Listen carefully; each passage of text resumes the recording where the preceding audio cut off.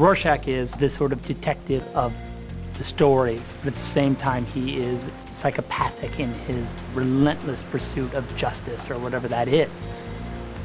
You know, he comes from a broken family and he grew up on the mean streets, and he slowly became this character. He found this hood that has these 15 ink blots on it, that like a Rorschach test, and they constantly are moving, mirroring each other.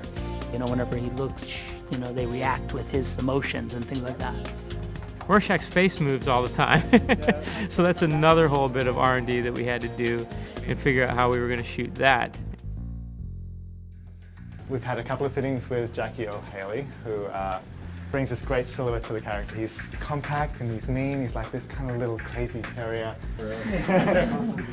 We've come up with this special fabric for his mask. We've done a lycra, which we've screen printed with a photographic version of like a canvas sort of texture. And then we've also put a three-dimensional texture on the top of that.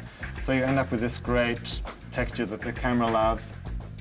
Performing with a sock on my head is what I always say, but the eye holes are very, very large, so you can read the eyebrows and the expression in the eyes.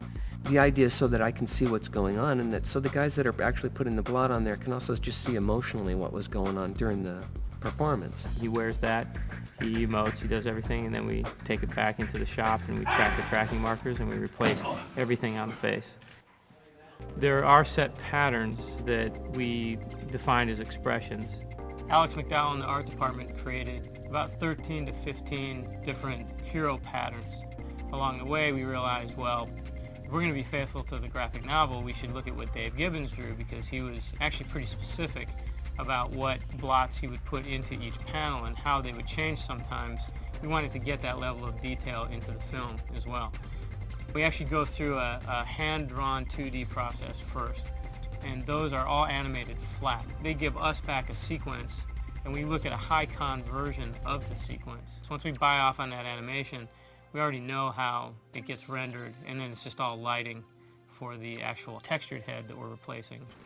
Interesting that the character Rorschach, the most loved character as far as fandom goes, is also the character that is the most maniacal and insane. He's noirish and he voices the movie, but he also is sort of the narrator of the film at the same time. He's constantly commenting on society and on the other characters in the movie and the mystery that's unfolding, and he's the one that kind of drives us through that mystery.